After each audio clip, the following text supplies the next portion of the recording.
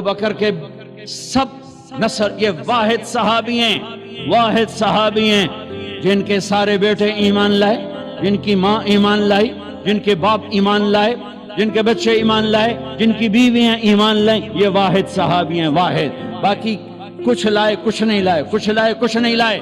जब अब्दुर्रहमान ईमान ले आए तो मदीना में कहने लगे, अब्बा बदर की जंग में तो मेरी तलवार के नीचे आ गया था, पाप समझ के छोड़ दिया।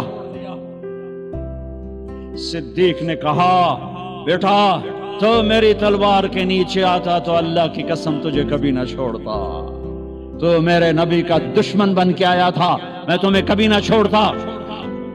ये अजब जंग लड़ी गई है।